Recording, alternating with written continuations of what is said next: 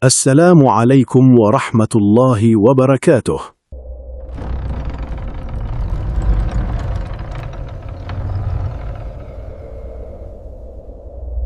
Selamat datang di channel Lawang Sewu, tempat di mana kisah-kisah gelap, rahasia yang disembunyikan, dan teror dari dunia tak kasat mata akan menemani malam kalian.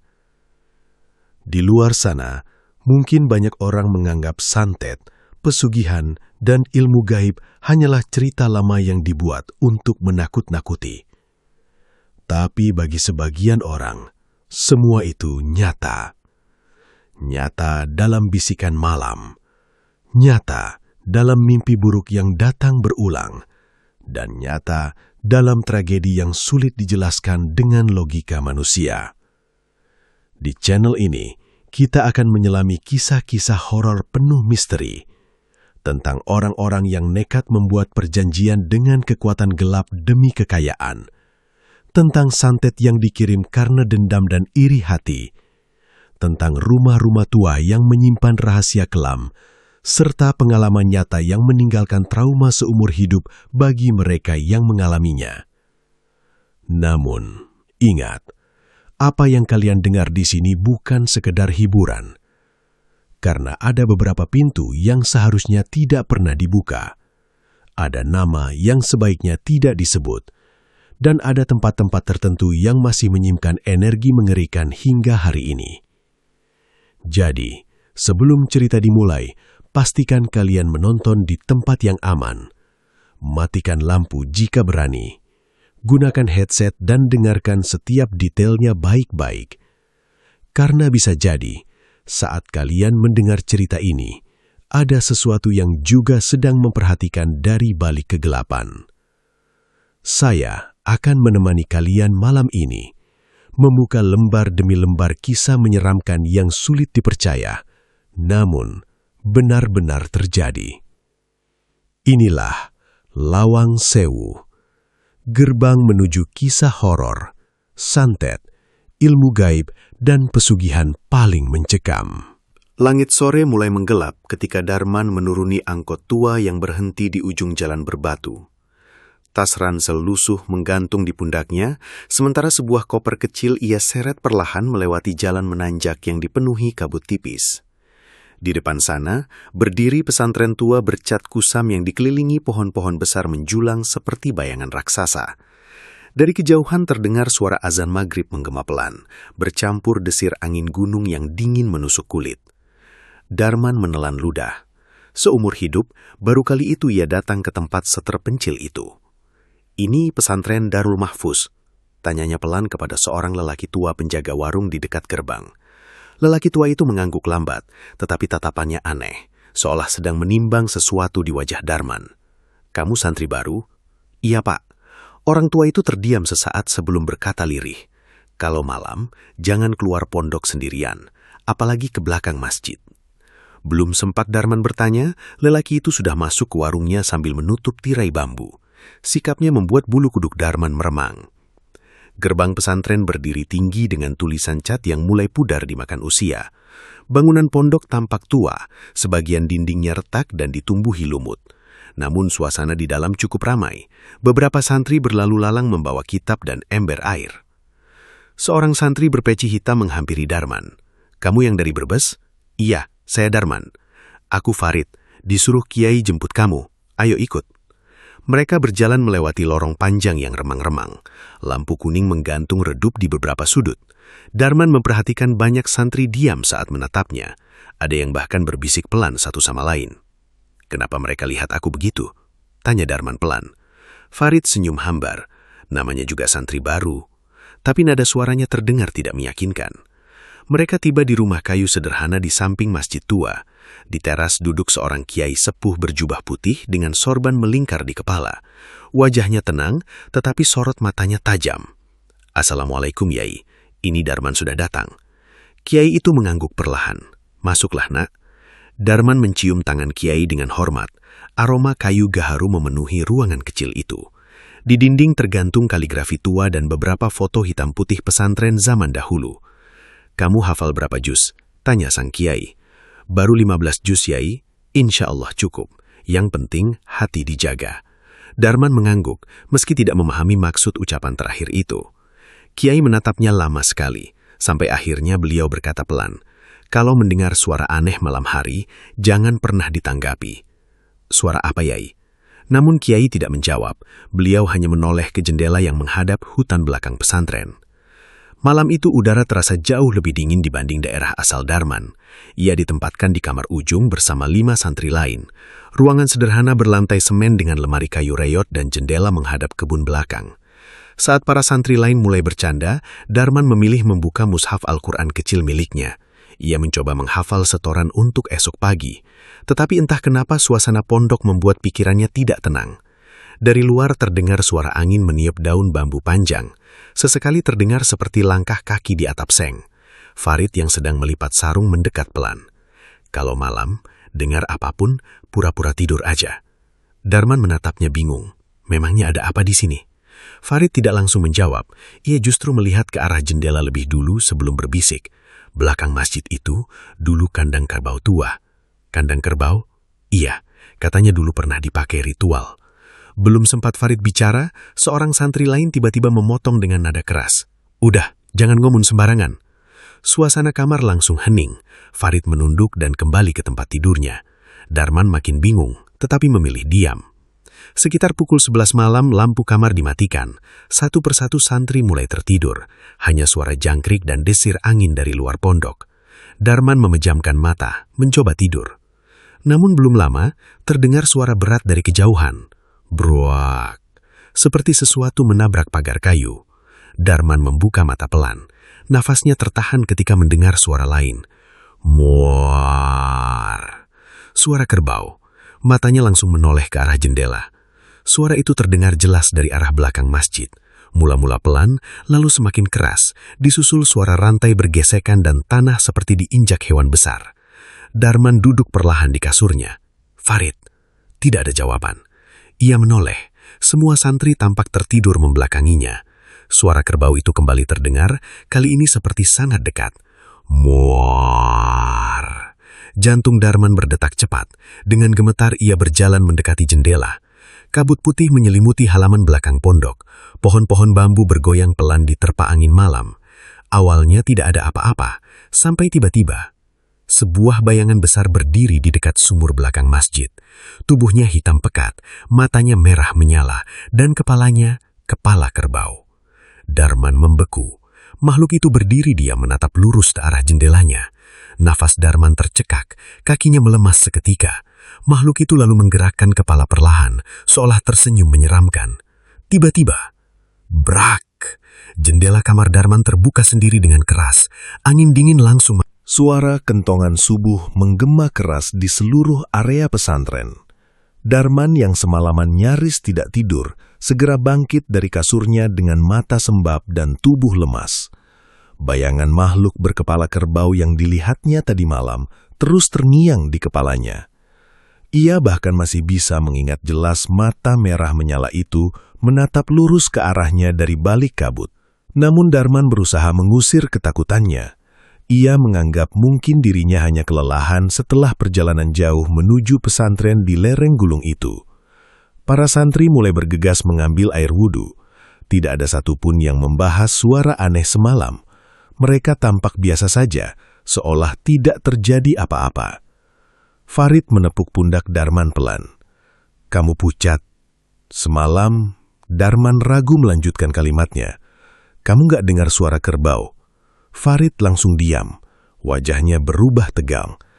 "Aku bilang jangan keluar atau lihat ke belakang masjid malam-malam." "Jadi itu memang ada." Farid buru-buru menarik tangan Darman keluar kamar. "Udah, jangan dibahas di sini." Mereka berjalan menuju masjid bersama puluhan santri lain. Kabut pagi turun tebal menyelimuti halaman pondok. Udara dingin menusuk sampai ke tulang. Masjid tua pesantren tampak berdiri sunyi dengan lampu redup kekuningan. Saat Darman hendak menaiki tangga masjid, tiba-tiba terdengar teriakan keras dari arah gerbang depan. "Allahu Akbar! Ya Allah! Siapa yang naruh itu?" Suasana mendadak ricuh. Para santri berhamburan menuju gerbang pesantren. Darman ikut berlari bersama Farid. Jantungnya berdetak tak karuan tanpa alasan jelas. Semakin dekat ke gerbang, aroma anyir darah mulai tercium tajam. Beberapa santri tampak menutup mulut sambil mundur ketakutan. Ada yang membaca istighfar berulang-ulang.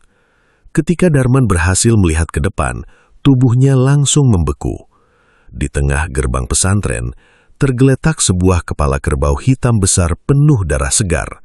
Matanya melotot, lidahnya menjulur keluar. Belatung kecil merayap dari lubang hidungnya yang menghitam. Darah masih mengalir pelan membasahi tanah depan gerbang. Beberapa lalat beterbangan mengerumuni bangkai itu. Darman menelan ludah dengan susah payah.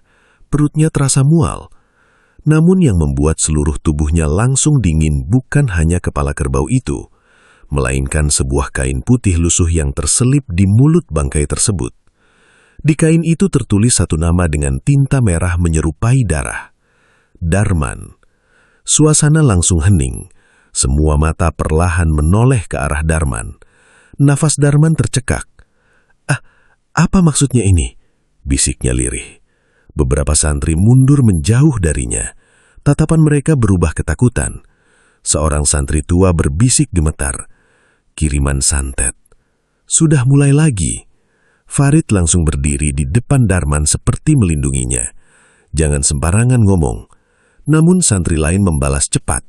Dulu juga dimulai dari kepala kerbau. Kamu lupa kejadian 10 tahun lalu. Keributan makin besar sampai akhirnya suara tongkat kayu menghantam lantai terdengar keras. Tok, tok, tok. Semua langsung diam. Kiai keluar dari arah masjid dengan wajah sangat serius. Sorot matanya langsung tertuju pada kepala kerbau di depan gerbang. Beliau tidak terlihat terkejut, justru seperti sudah menduga hal itu akan terjadi. Semua santri masuk ke masjid, ucapnya berat. Tapi Yai, salah satu santri gemetar, itu kiriman santet. Aku bilang masuk. Nada suara Kiai kali ini jauh lebih keras. Tak ada yang berani membantah. Para santri perlahan masuk ke masjid dengan wajah pucat. Darman berdiri terpaku menatap kepala kerbau itu. Perasaannya campur aduk antara takut dan bingung. Kenapa namanya ada di sana? Siapa yang mengirim benda mengerikan itu? Dan mengapa sejak kedatangannya, suasana pesantren berubah semakin mencekam? Saat Darman hendak masuk ke masjid, Kiai menahannya. Kamu ikut saya. Nada suara laki-laki tua itu pelan tetapi berat. Mereka berjalan menuju belakang masjid melewati lorong sempit di samping bangunan tua. Kabut pagi makin tebal menutupi pepohonan bambu. Darman memberanikan diri bertanya, Yai, sebenarnya apa yang terjadi? Kiai tidak langsung menjawab. Beliau berhenti di dekat sumur tua yang semalam Darman lihat dari jendela kamar. Semalam kamu melihat sesuatu. Tubuh Darman langsung menegang. Iya, jawabnya pelan. Makhluk besar berkepala kerbau. Kiai memejamkan mata perlahan. Berarti mereka sudah menemukanmu. Darman makin bingung. Mereka siapa, Yai? Kiai menatap sumur tua itu lama sekali sebelum berkata lirih. Orang-orang yang dulu menyimpan dendam pada keluargamu. Darman mengernyit. Keluarga saya? Kamu tidak pernah diberitahu tentang ayahmu. Darman menggeleng. Sejak kecil ia memang yatim piatu.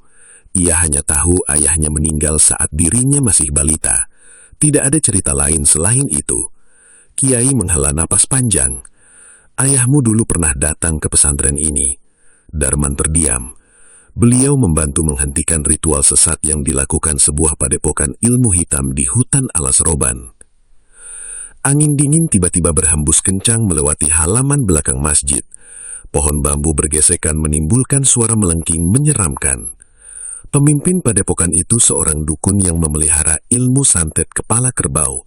Ritualnya menggunakan tumbal para penghafal Al-Quran. Sejak kepala kerbau itu meledak di depan gerbang pesantren, suasana pondok Darul Mahfuz berubah mencekam. Tidak ada lagi santri yang berani keluar sendirian setelah maghrib. Lorong-lorong pondok yang biasanya dipenuhi suara hafalan Al-Quran, kini terasa sunyi dan penuh bisikan ketakutan. Darman duduk sendiri di serambi masjid selepas Isya.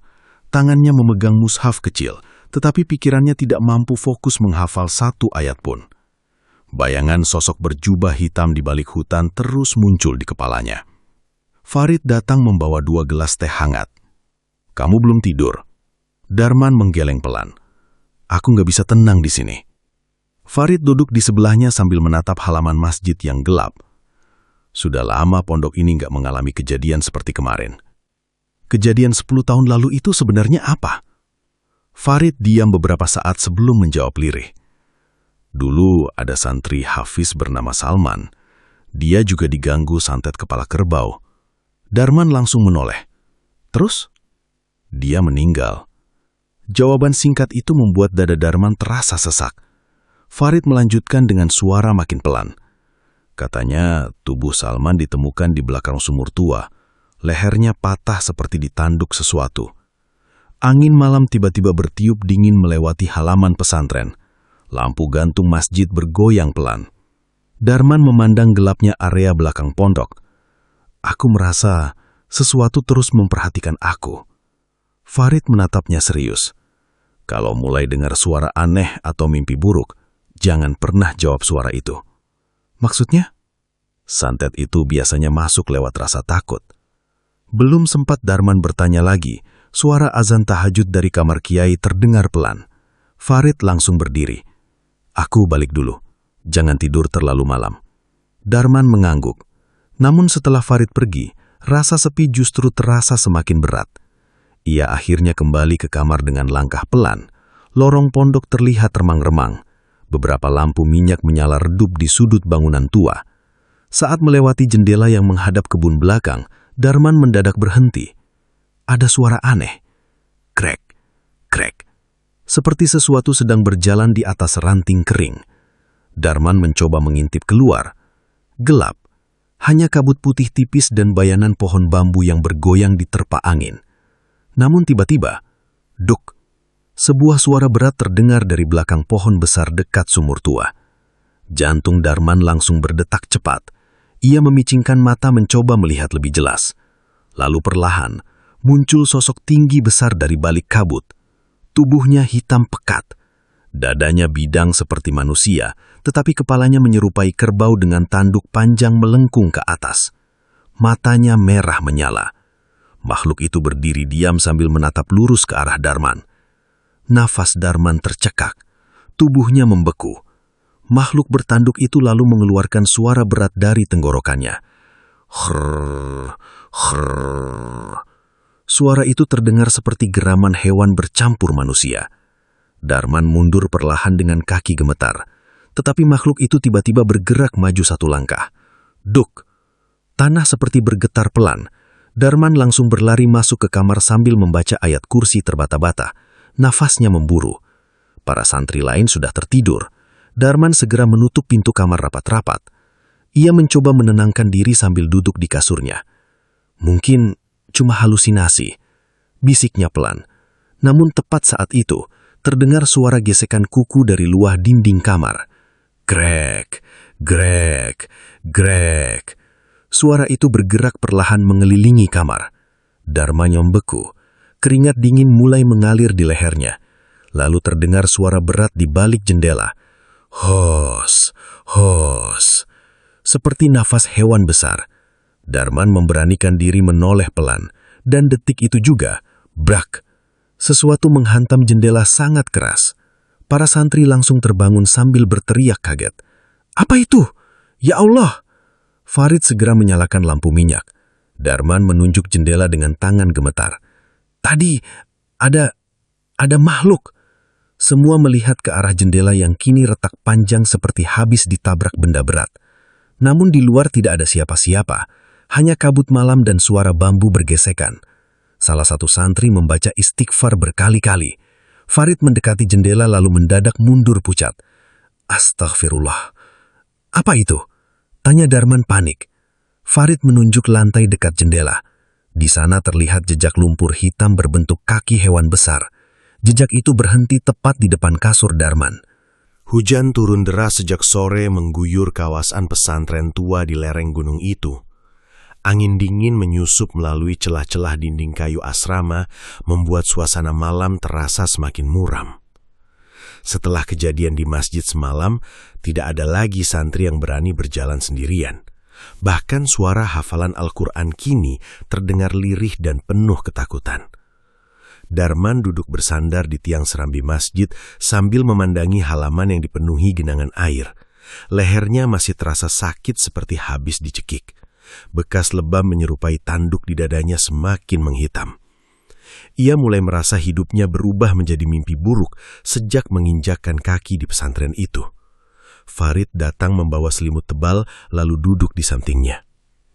Kiai nyuruh kamu ke dalam nanti habis Isya.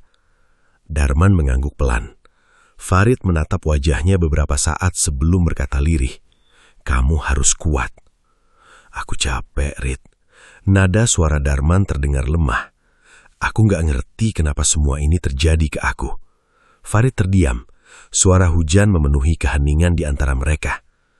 Ayahku cuma petani, lanjut Darman pelan. Aku bahkan hampir gak ingat wajah beliau. Farid seperti ingin mengatakan sesuatu tetapi mengurungkannya. Tak lama kemudian azan Isya berkumandang. Para santri segera memenuhi masjid meski wajah mereka tampak tegang setiap kali angin malam berhembus dari arah hutan belakang.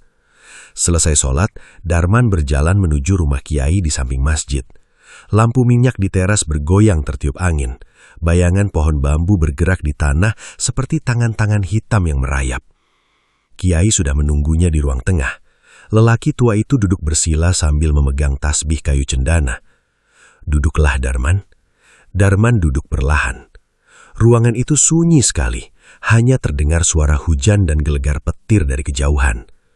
Kiai memandangnya lama sebelum berkata, "Sudah waktunya kamu tahu semuanya." Jantung Darman berdegup pelan. Tentang ayahnya. Tentang santet kepala kerbau. Tentang alasan mengapa makhluk bertanduk itu terus memburunya. Kiai menghela napas panjang. Dulu, sebelum kamu lahir, daerah Alas Roban terkenal dengan sebuah padepokan ilmu hitam. Petir menyambar di luar rumah. Cahaya putih sesaat menerangi wajah tua Kiai yang terlihat muram. Padepokan itu dipimpin seorang dukun bernama Ki Sabrang. Nama itu terdengar asing, tetapi entah kenapa membuat bulu kuduk Darman berdiri. Orang-orang datang kepadanya untuk meminta kekayaan, jabatan, bahkan balas dendam. Lalu, santet kepala kerbau itu? Tanya Darman pelan. Kiai mengangguk. Itu ilmu paling mengerikan yang dimiliki Ki Sabrang. Hujan makin deras. Kepala kerbau dipakai sebagai media untuk memanggil makhluk penjaga ritual mereka. Makhluk bertanduk yang kamu lihat itu bukan jin biasa. Dia iblis peliharaan padepokan. Darman menelan ludah. Setiap ritual membutuhkan tumbal, dan tumbal paling kuat adalah penghafal Al-Quran. Tubuh Darman langsung dingin. Kenapa Hafiz? Karena mereka percaya darah penghafal Al-Quran bisa memperkuat ilmu hitam mereka. Ruangan mendadak terasa sesak bagi Darman. Kiai melanjutkan ceritanya perlahan. Dulu, masa sebelum kamu lahir, banyak santri hilang waktu itu. Ada yang ditemukan mati di hutan. Ada yang tubuhnya hancur seperti diseruduk hewan besar. Darman mulai meremas sarungnya sendiri. Lalu, ayah saya? Sorot mata Kiai berubah dalam. Ayahmu dulu santri di pesantren ini. Darman membeku. Ayahmu bukan orang biasa. Hafalannya sangat kuat. Dia juga dikenal berani. Darman menunduk perlahan. Untuk pertama kalinya ia mendengar cerita tentang ayahnya sendiri. Suatu malam, ayahmu bersama beberapa santri lain menyusup ke padepokan Ki Sabrang. Suara hujan di luar semakin menggila. Mereka menemukan tempat ritual di tengah hutan Alas Roban. Banyak kepala kerbau tergantung di pohon, dan di bawah tanah ada sumur berisi mayat para korban. Wajah Darman pucat mendengar cerita itu. Ayahmu berhasil menggagalkan ritual malam itu. Padepokan terbakar. Banyak pengikut Ki Sabrang mati. Ki Sabrang juga mati? Kiai terdiam beberapa saat. Itulah masalahnya. Darman menatapnya tegang. Tubuh Ki Sabrang tidak pernah ditemukan. Petir kembali menyambar. Prak, prak. Suara itu membuat jendela rumah bergetar keras. Darman mulai merasa hawa ruangan berubah dingin. Kiai melanjutkan dengan suara pelan. Sebelum menghilang, Ki Sabrang bersumpah akan membalas seluruh keturunan orang-orang yang menghancurkan padepokannya. Termasuk saya? Iya. Darman memejamkan mata sebentar. Selama ini ia hidup sebagai anak yatim biasa, tidak pernah menyangka ayahnya menyimpan masa lalu mengerikan seperti itu. Tapi kenapa baru sekarang mereka datang? Kiai menggenggam tasbihnya erat. Karena sekarang usiamu sama seperti ayahmu saat menggagalkan ritual itu. Mendadak, tok, tok, tok, suara ketukan terdengar dari jendela belakang rumah. Darman langsung menoleh cepat. Malam Jumat Kliwon datang lebih cepat dari yang dibayangkan Darman. Sejak sore, langit di atas pesantren sudah dipenuhi awan hitam tebal. Angin dari arah hutan belakang bertiup dingin, membawa aroma tanah basah bercampur bau angir yang makin hari makin terasa kuat. Sejak kemunculan sosok berjubah hitam di dekat sumur tua, suasana pondok berubah seperti tempat yang kehilangan ketenangan. Banyak santri mulai sakit mendadak. Ada yang demam tinggi, ada yang mengigau sepanjang malam memanggil-manggil nama Darman. Bahkan, beberapa santri memilih tidur berdesakan di masjid karena takut kembali ke kamar masing-masing. Selepas maghrib, Kiai memerintahkan seluruh santri berkumpul untuk mengaji bersama sampai tengah malam. "Jangan ada yang keluar dari masjid," ucap beliau tegas. "Apapun yang terjadi malam ini, tetap baca Al-Quran." Nada suara Kiai membuat seluruh santri saling berpandangan cemas. Darman duduk di sof depan bersama Farid. Tangannya memegang mushaf, tetapi jemarinya terasa dingin sejak tadi. Entah kenapa dadanya terasa sesak, seperti ada sesuatu yang menunggu di luar masjid. Hujan mulai turun pelan ketika suara bacaan Al-Quran menggema memenuhi ruangan. Awalnya suasana terasa tenang, namun semakin malam, hawa di dalam masjid mulai berubah aneh. Lampu gantung berkedip pelan. Angin dingin masuk dari sela jendela meski semuanya sudah tertutup rapat. Darman mencoba fokus membaca hafalannya, tetapi tiba-tiba, mor. Suara kerbau menggema dari luar masjid. Bacaan para santri langsung terhenti sebagian. Farid menoleh gelisah. "Itu suara lagi." Darman menelan ludah. Suara itu terdengar sangat dekat, seolah berasal dari halaman belakang masjid. Mor. Kali ini lebih keras. Lalu terdengar suara rantai diseret di atas tanah. Sret, sret. Beberapa santri mulai membaca istighfar. Seorang santri muda bernama Ilham terlihat gemetar sambil menutup telinganya. "Kok makin dekat?" bisiknya panik. Kiai tetap duduk di depan sambil membaca ayat keras-keras. Jangan berhenti mengaji. Semua kembali membaca Al-Quran meski suara mereka mulai tidak beraturan karena ketakutan. Tiba-tiba, brak! Salah satu jendela masjid terbuka sendiri dengan keras. Angin dingin langsung menerobos masuk. Lampu gantung bergoyang liar. Para santri menjerit kaget. Darman menoleh cepat ke arah jendela. Kabut putih memenuhi halaman luar. Dan di balik kabut itu, ada bayangan besar berdiri diam. Tanduk panjangnya terlihat jelas terkena cahaya petir. Makhluk bertanduk itu kembali muncul. Matanya merah menyala menatap lurus ke dalam masjid. Beberapa santri langsung mundur ketakutan. Namun sebelum siapapun bergerak, Ilham tiba-tiba menjerit keras. "Ah!" Tubuhnya kejang hebat di lantai. Mushaf di tangannya terlempar. Dua santri segera mencoba memeganginya. "Ilham!" Astagfirullah. Namun tubuh Ilham mendadak sangat kuat. Ia meronta sambil menggeram seperti hewan. Herr, herr. Matanya membelelak putih. Mulutnya berbusa. Suasana masjid langsung kacau. Darman berdiri panik. Apa dia kesurupan? Farid menariknya mundur. "Jangan dekat-dekat."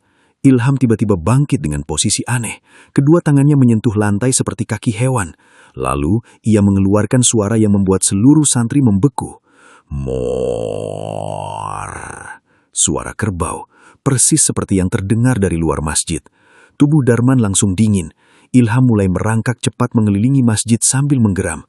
Kepalanya menghantam tiang kayu berkali-kali tanpa merasa sakit. Brak, brak. Darah mulai mengalir dari dahinya. Tetapi ia terus tertawa menyeramkan. Hahaha, hahaha. Tawa itu bukan suara Ilham, berat, serak, seperti suara lelaki tua. Kiai segera mendekatinya sambil membaca ayat ruqyah keras-keras. Namun Ilham mendadak menoleh ke arah Darman. Matanya kini merah. "Anak pengkhianat," katanya dengan suara berat. Nafas Darman tercetak. Semua santri langsung melihat ke arahnya. Ilham tertawa lagi sambil menunjuk Darman dengan jari berlumuran darah. "Kami datang menjemputmu." Darman mundur perlahan. Tiba-tiba lampu masjid padam total. Gelap.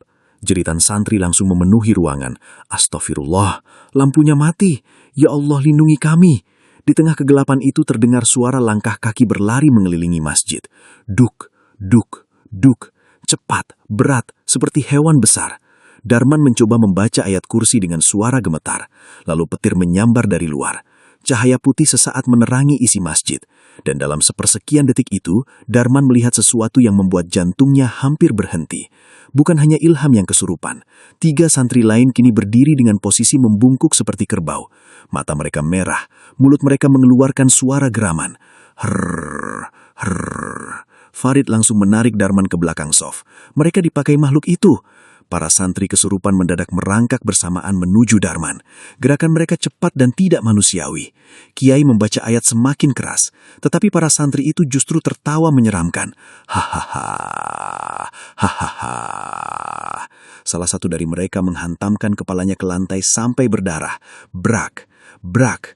Namun ia terus tertawa sambil merangkak. Darman gemetar hebat. Ia merasa pandangan para santri kesurupan itu bukan lagi pandangan manusia, melainkan sesuatu yang lapar, sangat lapar. Tiba-tiba dari luar masjid terdengar suara ledakan keras. Duar! Pintu utama masjid terbuka sendiri. Kabut hitam masuk perlahan memenuhi lantai. Dan di tengah kabut itu, makhluk bertanduk muncul. Tubuhnya jauh lebih jelas malam ini. Tinggi hampir menyentuh bagian atas pintu. Kulitnya hitam penuh luka. Tanduknya panjang melengkung dengan ujung tajam berlumur darah. Di lehernya tergantung kepala-kepala hewan busuk yang bergoyang pelan. Bau bangkai langsung memenuhi masjid. Para santri normal menjerit histeris. Sedangkan santri yang kesurupan justru bersujud ke arah makhluk itu. Hamba datang, ucap mereka bersamaan dengan suara bukan manusia. Makhluk bertanduk itu menatap Darman tanpa berkedip, lalu perlahan berjalan masuk ke dalam masjid. Duk, duk, duk. Setiap langkahnya membuat lantai bergetar. Darman merasa tubuhnya lemas, nafasnya berat. Makhluk itu mengangkat tangannya perlahan lalu menunjuk ke arah belakang masjid. Seketika para santri kesurupan langsung berdiri bersamaan. Mereka menoleh ke arah Darman. Kami antar kau ke sumur. Suara mereka terdengar bersamaan seperti gema dari dalam gua. Sebelum Darman sempat lari, para santri kesurupan itu langsung menerjang Darman. Farid mencoba menahan satu orang tetapi terpental keras ke tiang masjid. Brak! Darman ditarik ramai-ramai menuju pintu belakang masjid. Astagfirullah, lepasin aku! Ia meronta sekuat tenaga. Namun tangan para santri itu dingin dan kuat seperti mayat. Mereka menyeret Darman keluar masjid menuju halaman belakang yang gelap dan berlumpur. Hujan turun semakin deras. Suara kerbau menggema dari segala arah. Mor, mor. Kabut hitam menyelimuti area sumur tua. Darman melihat sosok berjubah hitam berdiri mengelilingi sumur dengan membawa obor. Jumlahnya banyak, belasan orang, semuanya diam menatap ke arahnya. Makhluk bertanduk perlahan berjalan di belakang Darman seperti menggiring mangsa. Para santri kesurupan memaksa Darman berlutut di depan sumur tua. Air sumur itu kini hitam pekat dan mengeluarkan bau busuk menyengat. Salah satu sosok berjubah maju perlahan. Wajahnya rusak seperti daging membusuk. Mata merahnya menyala dalam gelap. Darah keturunan pengkhianat akhirnya kembali. Darman gemetar hebat. Apa kalian yang membunuh ayah saya? Sosok itu tertawa pelan. Ayahmu menghancurkan padepokan kami. Ia mengangkat sebilah pisau panjang berkarat lain. Malam ini giliranmu membayar hutangnya. Para santri kesurupan mulai membaca mantra aneh sambil mengelilingi sumur. Angin berputar semakin kencang. Air sumur mendidih hitam. Dan tepat saat pisau itu hendak diarahkan ke leher Darman, terdengar suara kiai menggelegar dari belakang. Allahu Akbar. Suara takbir kiai menggema keras di tengah hujan deras malam itu. Angin yang sejak tadi berputar liar mendadak berhenti sesaat. Para sosok berjubah hitam di sekitar sumur tua langsung menoleh bersamaan ke arah belakang masjid. Darman yang masih ditahan para santri kerasukan berusaha mengangkat kepalanya. Di tengah kabut dan hujan, kiai berdiri sambil memegang tongkat kayu tua. Beberapa santri lain berada di belakang beliau sambil membaca ayat-ayat Al-Quran dengan suara gemetar. Allahu Akbar! Suara itu kembali menggema. Makhluk bertanduk yang berdiri di dekat sumur langsung menggeram marah. Hurrah! Tanah bergetar pelan ketika makhluk itu melangkah maju. Mata merahnya menyala semakin terang menatap Kiai. Namun Kiai tidak mundur sedikit pun. Beliau terus membaca ayat dengan suara keras sambil berjalan mendekat. Sosok berjubah hitam yang memegang pisau tiba-tiba menjerit kesakitan. Tubuhnya mengeluarkan asap hitam tipis sebelum perlahan menghilang bersama kabut malam. Satu persatu, sosok lain ikut mundur ke arah hutan. Para santri kerasukan yang memegang Darman mendadak terpental sendiri, seperti dihantam sesuatu tak terlihat. Darman jatuh ke tanah berlumpur sambil batu keras. Farid segera berlari menghampirinya. "Kamu nggak apa-apa?" Darman masih gemetar hebat, nafasnya tersengal. "Mereka mau bunuh aku." Farid membantu Darman berdiri. Sementara itu, makhluk bertanduk masih berdiri di dekat sumur tua. Tubuh besarnya dipenuhi asap hitam yang bergerak seperti ular. Kiai mengangkat tongkatnya. "Pergi dari tempat ini." Makhluk itu menggeram keras. Lalu tiba-tiba melompat mundur ke dalam gelap bersama kabut hitam yang menyelimutinya. Suara kerbau menggema panjang dari arah hutan. "Mo!"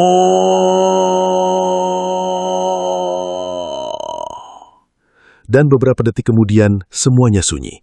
Hanya tersisa hujan deras, lumpur, dan para santri yang masih gemetar ketakutan. Malam itu, tidak ada seorang pun yang tidur. Beberapa santri yang kerasukan jatuh pingsan dan harus diruqyah sampai menjelang subuh. Sedangkan Darman duduk termenung di serambi masjid sambil menatap sumur tua dari kejauhan. Perasaannya kacau. Semua yang terjadi terasa terlalu nyata untuk disebut mimpi. Dan yang paling membuatnya takut, sosok berjubah hitam tadi seolah mengenalnya sejak lama. Farid duduk di sebelahnya sambil membawa kopi panas. "Kamu harus hati-hati mulai sekarang." Darman menerima gelas itu dengan tangan dingin. "Aku merasa mereka tahu semua tentang aku." Farid menatap halaman masjid yang masih basah. "Mungkin memang begitu." Darman menghela nafas berat. "Rid, sebenarnya ada apa di bawah sumur itu?" Farid langsung menoleh cepat. "Maksud kamu?" "Semalam mereka terus ngomong soal tumbal dan ritual.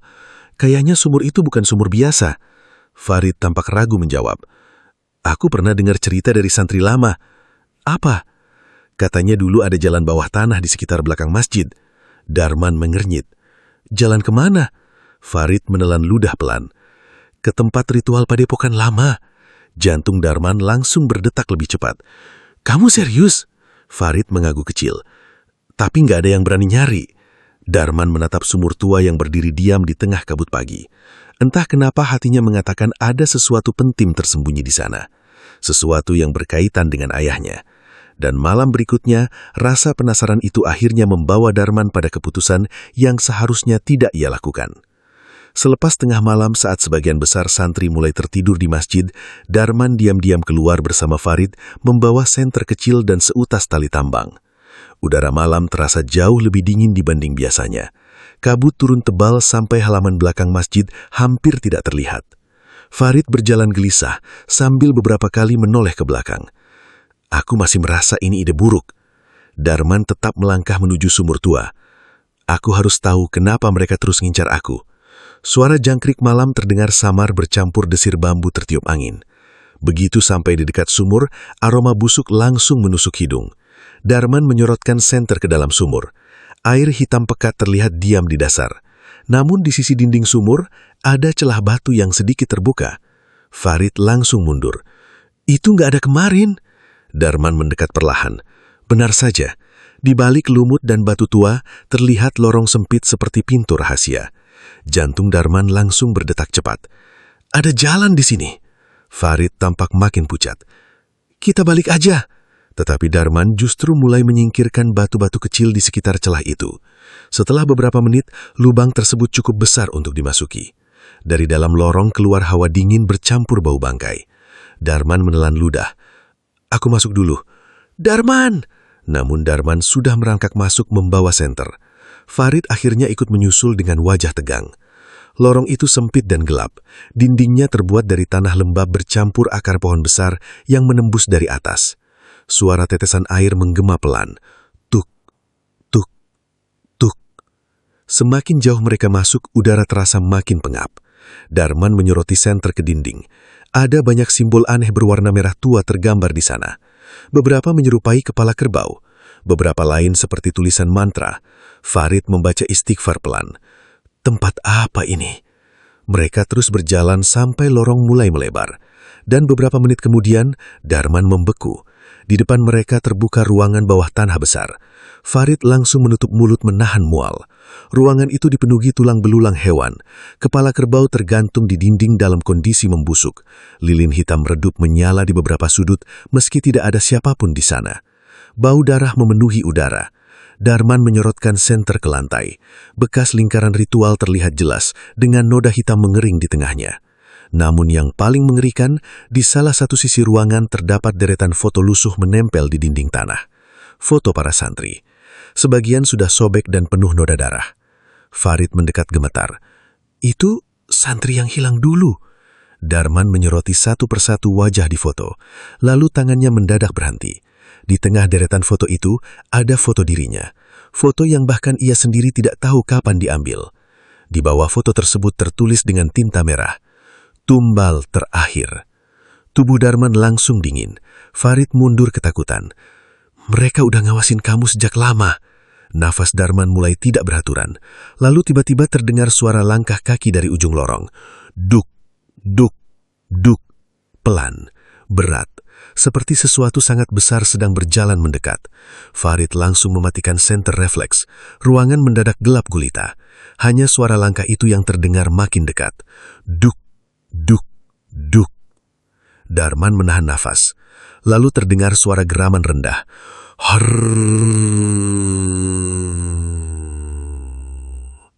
Makhluk bertanduk. Suara itu tidak mungkin salah lagi. Farid gemetar hebat di sampingnya. Dia datang. Suara langkah berhenti tepat di depan pintu lorong. Sunyi. Beberapa detik terasa sangat panjang. Lalu kemudian cahaya merah perlahan muncul dari luar ruangan. Darman mengintip sedikit dari balik batu, dan jantungnya hampir berhenti. Makhluk bertanduk berdiri di ujung lorong sambil menatap langsung ke arah mereka. Matanya merah menyala dalam gelap. Mulutnya perlahan terbuka memperlihatkan gigi hitam panjang. Lalu, makhluk itu tersenyum. Tubuh Darman membeku saat melihat makhluk bertanduk itu tersenyum dari ujung lorong bawah tanah. Cahaya merah dari matanya menyinari ruangan ritual penuh kepala kerbau membusuk. Bau anyir darah bercampur tanah lembab membuat dadanya sesak. Farid mencengkeram lengan Darman kuat-kuat. Kita harus lari. Bisiknya hampir tak terdengar. Namun kaki Darman terasa sulit digerakkan. Tatapan makhluk itu seperti menahan tubuhnya dari jauh. Geraman rendah keluar dari tenggorokannya. Lalu suara lain terdengar dari balik lorong. Suara tawa. Pelan. Serak. Darman langsung mengenali suara itu. Suara sosok berjubah hitam yang pernah muncul dekat sumur tua. Kabut hitam mulai merayap masuk melalui lorong bawah tanah. Farid panik. Mereka datang semua. Baru saja Darman hendak mundur, tiba-tiba terdengar suara kiai menggelegar dari arah atas tanah. Darman! Suara itu menggema sampai lorong bawah tanah. Makhluk bertanduk itu langsung menggeram marah. Cahaya merah di matanya menyala lebih terang. Namun detik berikutnya, lorong bergetar keras. Bruk! Tanah di atas kepala mereka runtuh sebagian. Debu beterbangan memenuhi ruangan ritual. Makhluk bertanduk itu mundur perlahan ke dalam kabut hitam. Kesempatan itu langsung dipakai Farid menarik Darman. Ayo! Mereka berlari menyusuri lorong sempit sambil batuk karena debu dan bau busuk. Suara geraman makhluk itu masih terdengar dari belakang. Harrrr. Darman hampir terpeleset saat keluar melalui celah dekat sumur tua. Begitu berhasil naik ke permukaan, ia melihat kiai berdiri bersama beberapa santri sambil memegang obor dan membaca ayat-ayat Al-Quran. Wajah kiai tampak sangat marah. Kalian masuk ke bawah sana. Farid langsung menunduk. Darman masih terengah-engah. Di bawah ada tempat ritual, ada foto para korban, termasuk foto saya. Wajah kiai berubah pucat sesaat. Beliau memandang sumur tua dengan sorot mata berat. Saya sudah bilang jangan mendekati tempat itu. Tapi saya harus tahu, jawab Darman. Mereka nyebut saya tumbal terakhir. Angin malam mendadak berdiup dingin. Kabut hitam perlahan keluar dari dalam sumur tua seperti asap tipis. Para santri langsung mundur ketakutan. Kiai segera membaca ayat lebih keras. Kabut itu akhirnya menghilang perlahan ke arah hutan. Malam itu, seluruh area belakang masjid ditutup. Tidak ada satupun santri yang diizinkan keluar kamar. Bahkan beberapa santri mulai menangis ketakutan setelah mendengar tentang ruangan ritual bawah tanah. Darman kembali ke kamar dengan pikiran kacau. Ia tidak bisa melupakan deretan foto para korban di dinding tanah itu. Dan yang paling mengganggu, foto dirinya terlihat masih baru, seolah seseorang belum lama menempelkannya di sana.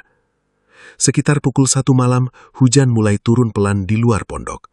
Suara air menetes dari atap seng terdengar monoton memenuhi keheningan.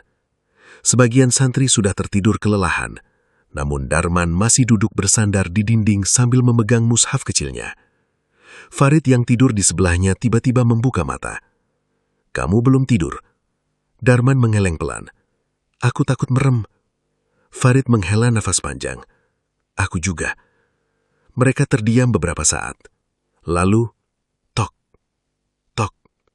Suara kecil terdengar dari luar kamar. Darman langsung menoleh. Tok, tok. Kali ini lebih dekat ke pintu kamar. Salah satu santri lain mulai terbangun sambil mengucek mata. "Apa itu?" Belum sempat ada yang menjawab, terdengar suara benda berat diseret di lorong pondok. Serrrr, serrrr. Suara itu panjang dan pelan, seperti sesuatu sangat berat sedang ditarik di atas lantai. Bulu kuduk Darman langsung berdiri. Farid berbisik gemetar. "Itu suara apa?"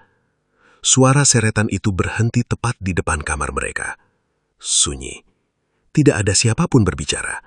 Bahkan suara hujan di luar terasa menghilang. Lalu, krek, krek.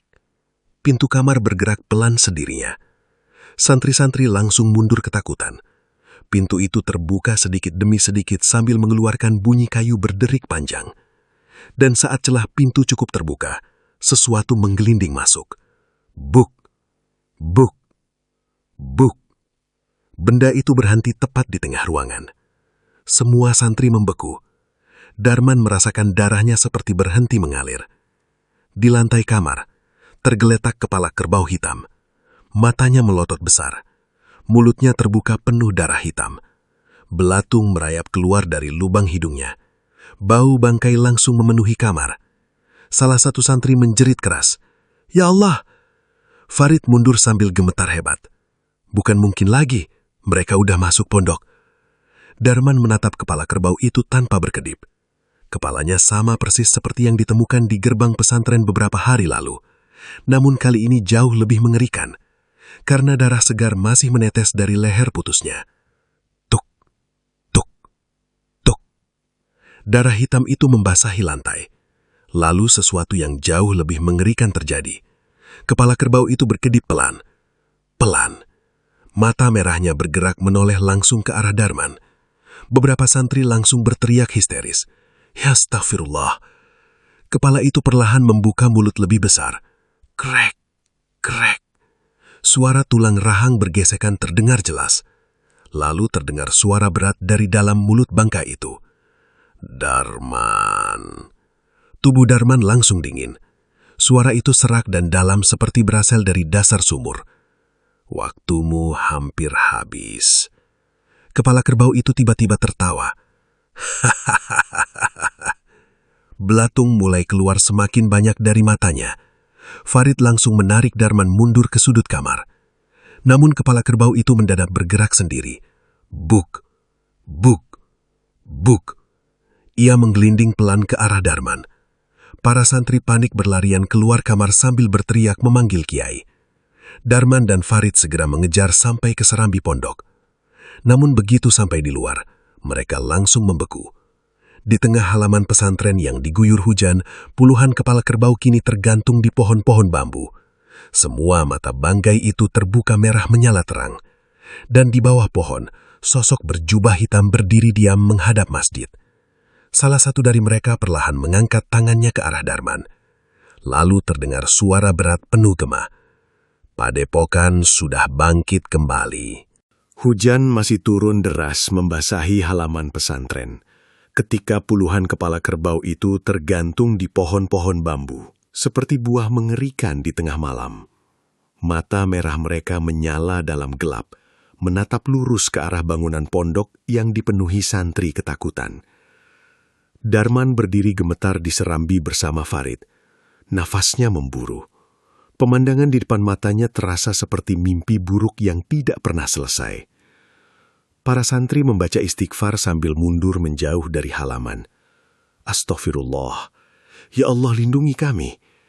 Beberapa santri menangis ketakutan. Ada yang bahkan jatuh lemas di lantai serambi karena tidak sanggup melihat makhluk-makhluk itu. Sosok berjubah hitam di bawah pohon bambu perlahan melangkah maju. Jumlah mereka lebih banyak dibanding sebelumnya.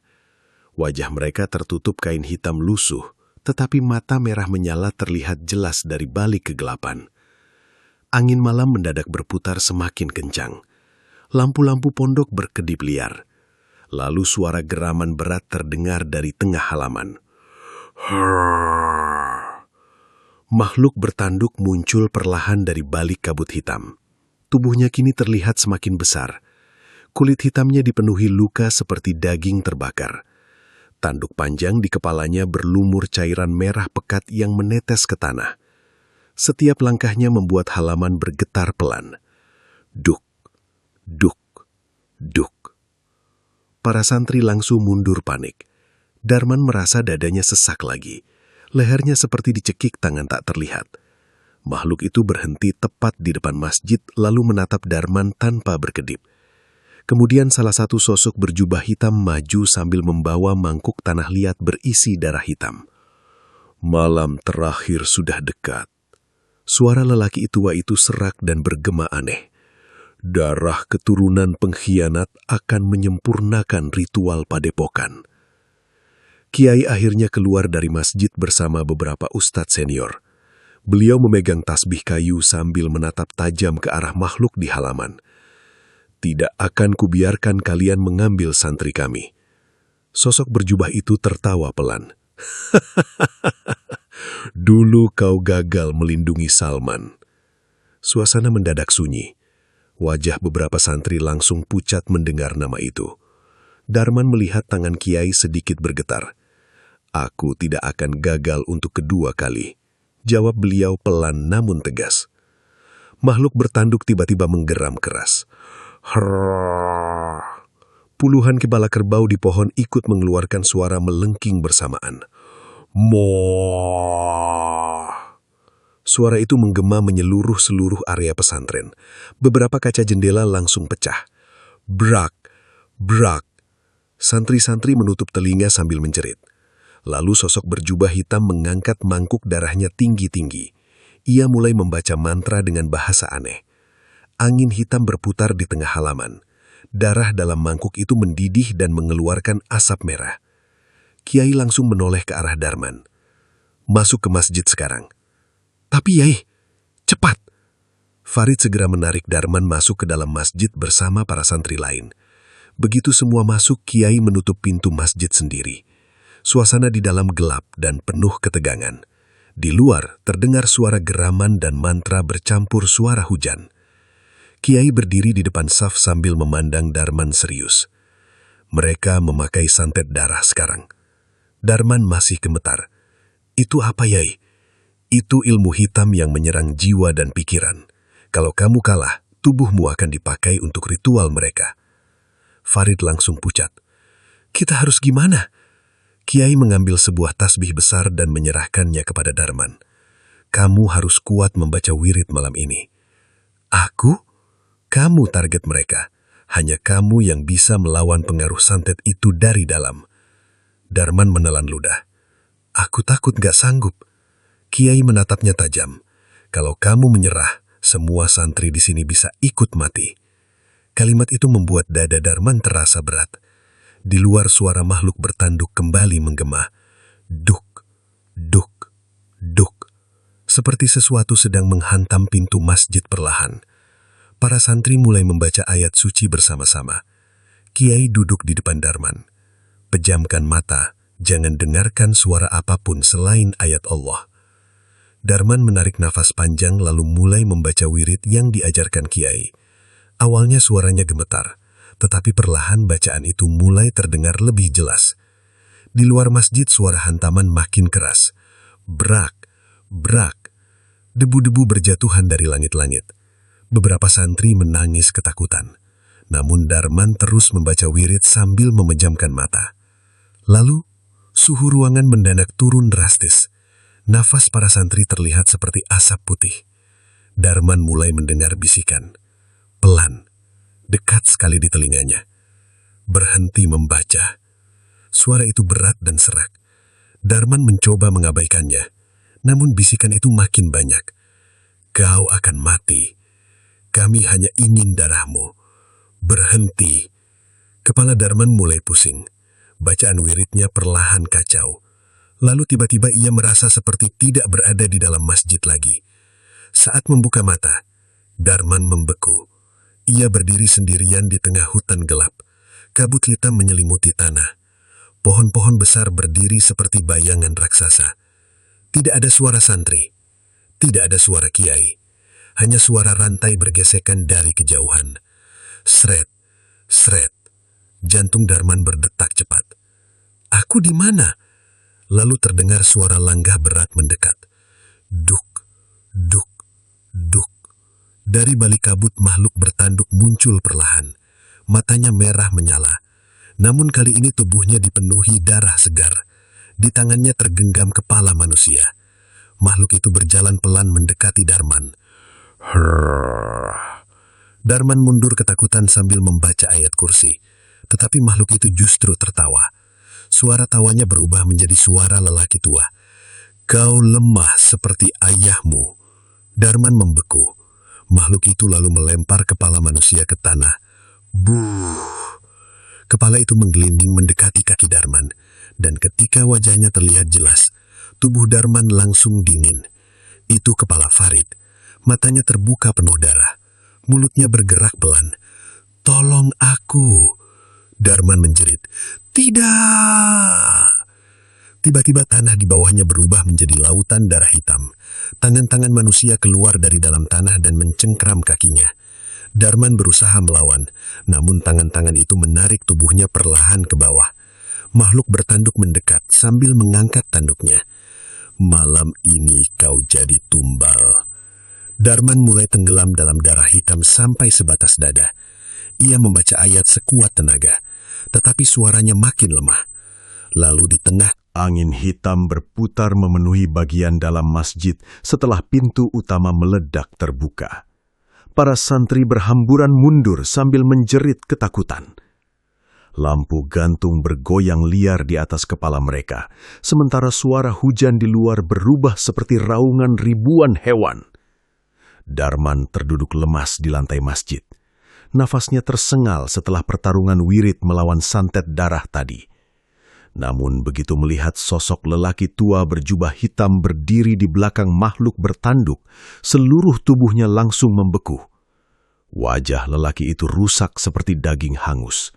Kulitnya mengelupas, tetapi matanya merah menyala penuh kebencian. Sosok itu menatap Darman sambil tersenyum tipis. Akhirnya, darah keturunan pengkhianat kembali ke tempatnya. Suara itu berat dan bergema aneh seperti berasal dari dasar sumur. Farid langsung berdiri di depan Darman. Jangan dekat-dekat! Lelaki itu tertawa kecil. Kalian pikir bisa menyembunyikannya selamanya. Makhluk bertanduk di sampingnya menggeram panjang. Suasana masjid terasa makin dingin. Kabut hitam mulai merayap di lantai seperti ular hidup. Kiai melangkah maju sambil memegang tongkat kayunya erat. Ki Sabrang.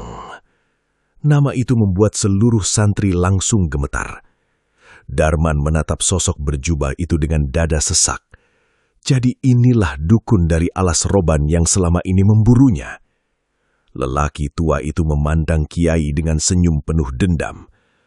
Kau masih hidup rupanya. Aku tidak akan membiarkanmu mengambil santri kami. Ki Sabrang tertawa semakin keras. Sama seperti dulu saat kau gagal menyelamatkan Salman. Wajah Kiai langsung berubah muram. Makhluk bertanduk tiba-tiba menghantam lantai masjid dengan kakinya.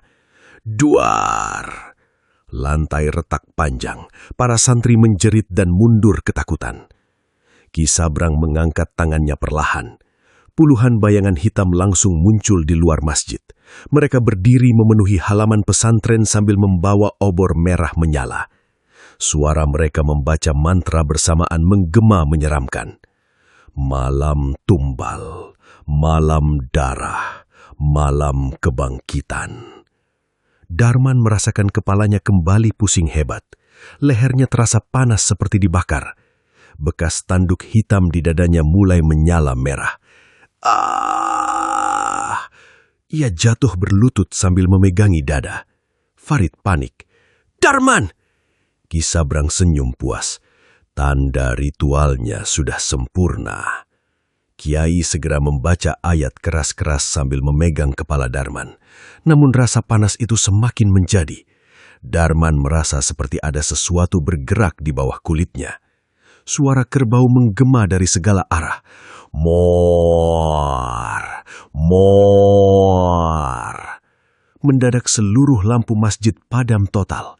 Gelap. Jeritan santri langsung memenuhi ruangan. Lalu terdengar suara langkah berat mengelilingi mereka.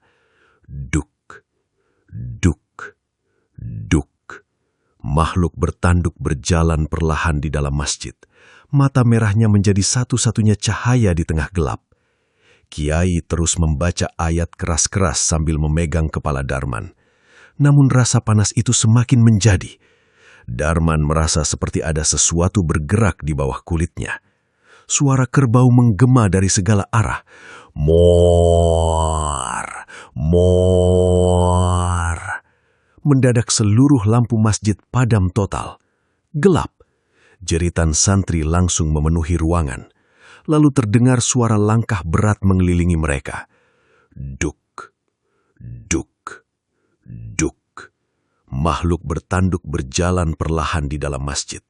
Mata merahnya menjadi satu-satunya cahaya di tengah gelap. Kiai terus membaca ayat keras-keras sambil memegang kepala Darman. Namun rasa panas itu semakin menjadi. Darman merasa seperti ada sesuatu bergerak di bawah kulitnya. Suara kerbau menggema dari segala arah. Mor! Mor! Mendadak seluruh lampu masjid padam total. Gelap. Jeritan santri langsung memenuhi ruangan. Lalu terdengar suara langkah berat mengelilingi mereka. Duk, duk, duk. Makhluk bertanduk berjalan perlahan di dalam masjid. Mata merahnya menjadi satu-satunya cahaya di tengah gelap. Kiai terus membaca ayat keras-keras sambil memegang kepala Darman. Namun rasa panas itu semakin menjadi. Darman merasa seperti ada sesuatu bergerak di bawah kulitnya. Suara kerbau menggema dari segala arah. Mor! Mor! Mendadak seluruh lampu masjid padam total. Gelap. Jeritan santri langsung memenuhi ruangan. Lalu terdengar suara langkah berat mengelilingi mereka. Duk, duk, duk. Makhluk bertanduk berjalan perlahan di dalam masjid. Mata merahnya menjadi satu-satunya cahaya di tengah gelap. Kiai terus membaca ayat keras-keras sambil memegang kepala Darman. Namun rasa panas itu semakin menjadi. Darman merasa seperti ada sesuatu bergerak di bawah kulitnya. Suara kerbau menggema dari segala arah. Mor! Mor! Mendadak seluruh lampu masjid padam total. Gelap. Jeritan santri langsung memenuhi ruangan. Lalu terdengar suara langkah berat mengelilingi mereka. Duk, duk, duk. Makhluk bertanduk berjalan perlahan di dalam masjid. Mata merahnya menjadi satu-satunya cahaya di tengah gelap. Kiai terus membaca ayat keras-keras sambil memegang kepala Darman. Namun rasa panas itu semakin menjadi. Darman merasa seperti ada sesuatu bergerak di bawah kulitnya. Suara kerbau menggema dari segala arah. Mor, mor. Mendadak seluruh lampu masjid padam total. Gelap. Jeritan santri langsung memenuhi ruangan. Lalu terdengar suara langkah berat mengelilingi mereka. Duk, duk, duk. Makhluk bertanduk berjalan perlahan di dalam masjid. Mata merahnya menjadi satu-satunya cahaya di tengah gelap. Kiai terus membaca ayat keras-keras sambil memegang kepala Darman. Namun rasa panas itu semakin menjadi. Darman merasa seperti ada sesuatu bergerak di bawah kulitnya. Suara kerbau menggema dari segala arah. Mor, mor. Mendadak seluruh lampu masjid padam total. Gelap.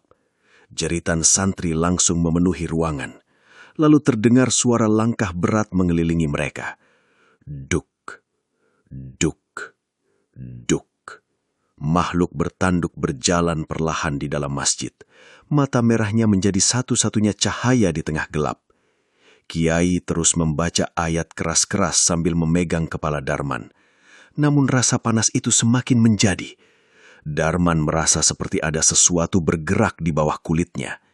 Suara kerbau menggema dari segala arah. Mor, mor. Mendadak seluruh lampu masjid padam total. Gelap. Jeritan santri langsung memenuhi ruangan. Lalu terdengar suara langkah berat mengelilingi mereka. Duk, duk, duk. Makhluk bertanduk berjalan perlahan di dalam masjid. Mata merahnya menjadi satu-satunya cahaya di tengah gelap. Kiai terus membaca ayat keras-keras sambil memegang kepala Darman. Namun rasa panas itu semakin menjadi. Darman merasa seperti ada sesuatu bergerak di bawah kulitnya. Suara kerbau menggema dari segala arah. Mor, mor. Mendadak seluruh lampu masjid padam total. Gelap. Jeritan santri langsung memenuhi ruangan. Lalu terdengar suara langkah berat mengelilingi mereka. Duk, duk, duk. Makhluk bertanduk berjalan perlahan di dalam masjid. Mata merahnya menjadi satu-satunya cahaya di tengah gelap. Kiai terus membaca ayat keras-keras sambil memegang kepala Darman. Namun rasa panas itu semakin menjadi. Darman merasa seperti ada sesuatu bergerak di bawah kulitnya. Suara kerbau menggema dari segala arah. Mor, mor. Mendadak seluruh lampu masjid padam total. Gelap. Jeritan santri langsung memenuhi ruangan. Lalu terdengar suara langkah berat mengelilingi mereka. Duk, duk, duk. Makhluk bertanduk berjalan perlahan di dalam masjid. Mata merahnya menjadi satu-satunya cahaya di tengah gelap. Kiai terus membaca ayat keras-keras sambil memegang kepala Darman. Namun rasa panas itu semakin menjadi. Darman merasa seperti ada sesuatu bergerak di bawah kulitnya. Suara kerbau menggema dari segala arah. Mor, mor. Mendadak seluruh lampu masjid padam total. Gelap. Jeritan santri langsung memenuhi ruangan. Lalu Tanah di sekitar sumur tua terus bergetar ketika ratusan suara kerbau menggema dari arah hutan. Kabut hitam bergerak seperti ombak besar menyelimuti seluruh area pesantren. Mata-mata merah bermunculan di balik pepohonan bambu, membuat suasana malam Jumat Kliwon itu terasa seperti neraka terbuka. Darman masih terikat rantai hitam di tengah lingkaran ritual. Nafasnya memburu, tubuhnya lemas akibat santet darah yang terus menyerang dari dalam. Ki Sabrang berdiri di depan altar batu sambil mengangkat mangkuk darah tinggi-tinggi. Air hujan bercampur darah hitam menetes dari tangannya. Ritual kebangkitan dimulai. Para pengikut padepokan langsung membaca mantra bersamaan. Suara mereka menggema menyeramkan di tengah hujan dan petir. Makhluk bertanduk berdiri tepat di belakang Darman sambil menggeram rendah. Pisau besar berkarat di tangannya perlahan diarahkan ke leher Darman. Darman memejamkan mata sejenak. Di tengah rasa takut yang menghancurkan pikirannya, ia teringat pesan Kiai. Kalau imanmu lemah, kau akan kalah. Nafas Darman bergetar. Ia mulai membaca ayat kursi pelan. Awalnya lirih, hampir tenggelam oleh suara hujan dan mantra padepokan. Namun perlahan suaranya semakin jelas. Ki Sabrang langsung menoleh marah. Hentikan dia! Makhluk bertanduk mengangkat pisau lebih tinggi. Tetapi Darman terus membaca. Matanya mulai berkaca-kaca. Aku nggak mau mati. Rantai hitam di tangannya mendadak bergerak semakin kencang seperti hidup. Kulit pergelangan tangannya berdarah, namun Darman tetap melanjutkan bacaan. Di tengah hujan deras itu, suara ayat suci mulai menggema pelan di area ritual. Makhluk bertanduk tiba-tiba berhenti bergerak. Mata merahnya berkedip kasar. Ki Sabrang mulai terlihat panik. Diam! Ia melempar cairan hitam dari mangkuk ke tubuh Darman. Buh!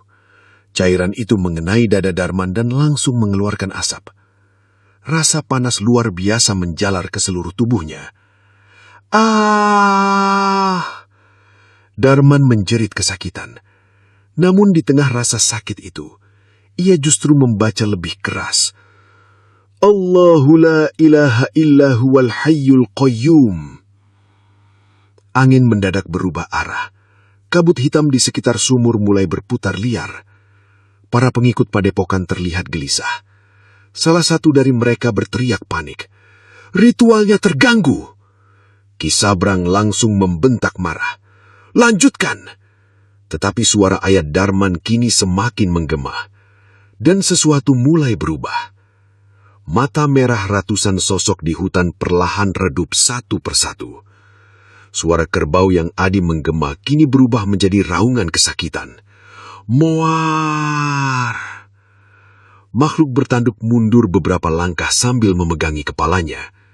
Asap hitam keluar dari tubuhnya. Herrah! Ki Sabrang terlihat panik untuk pertama kalinya. Bunuh dia sekarang! Makhluk bertanduk meraung marah lalu menerjang Darman sambil mengangkat pisaunya. Namun tepat sebelum pisau itu mengenai leher Darman, suara takbir menggema keras dari arah pesantren. Allahu Akbar! Kiai datang bersama puluhan santri sambil membaca ayat suci dengan lantang. Mereka membawa obor dan mengepung area sumur tua. Farid berada di barisan depan dengan wajah penuh luka. Lepasin Darman! Para pengikut padepokan langsung menyerang. Suasana berubah kacau. Beberapa sosok berjubah hitam melompat sambil membawa kapak dan golok berkarat. Santri-santri mundur ketakutan. Tetapi Kiai terus membaca ayat keras-keras. Angin dingin berputar semakin liar. Makhluk bertanduk meraung marah lalu menghantam tanah. Duar! Tanah di sekitar sumur retak besar. Beberapa santri terpental jatuh. Farid menerobos kekacauan menuju Darman. Aku bantu lepas rantainya. Ia mencoba menarik rantai hitam di tangan Darman, tetapi rantai itu terasa panas seperti besi terbakar. Ah! Telapak tangan Farid langsung melepuh. Darman menatapnya panik. Jangan dipaksa. Namun Farid tetap mencoba sambil membaca ayat kursi. Di sisi lain, Ki Sabrang mulai membaca mantra lebih keras. Kabut hitam berkumpul di atas kepalanya membentuk pusaran besar. Kalau aku hancur, semua akan mati bersamaku. Petir menyambar tepat di belakang hutan. Blar! Dan dari dalam sumur tua, sesuatu akhirnya muncul sepenuhnya. Makhluk raksasa menyerupai kerbau hitam dengan tubuh penuh lumpur dan mata merah menyala, perlahan keluar dari sumur. Tanduknya sangat besar, mulutnya penuh gigi tajam seperti hewan buas. Bau bangkai langsung memenuhi udara. Para santri menjerit histeris. Ya Allah! Makhluk itu menginjak tanah keras sampai retak. Duk! Duk! Ki Sabrang tertawa penuh kegilaan. Penjaga padepokan sudah bangkit. Makhluk raksasa itu langsung menatap Darman, lalu melangkah cepat ke arahnya. Tanah bergetar hebat setiap kali kakinya menghantam bumi. Darman membaca ayat sekuat tenaga. Keringat dan hujan bercampur di wajahnya. Makhluk itu semakin dekat. Mata merahnya penuh kebencian. Dan tepat ketika tanduk raksasanya hendak menghantam tubuh Darman, brak! Rantai hitam di tangan Darman mendadak putus sendiri.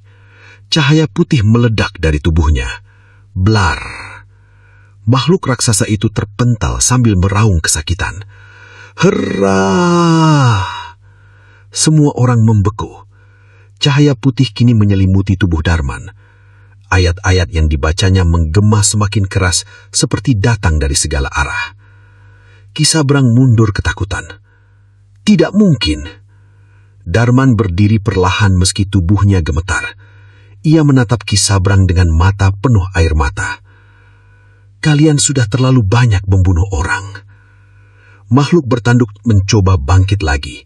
Namun setiap kali mendekat, tubuhnya mulai terbakar asap putih. Kulit hitamnya retak sedikit demi sedikit. Ki Sabrang berteriak marah sambil melemparkan kabut hitam ke arah Darman. Tetapi cahaya dari bacaan ayat suci langsung menghancurkan kabut itu.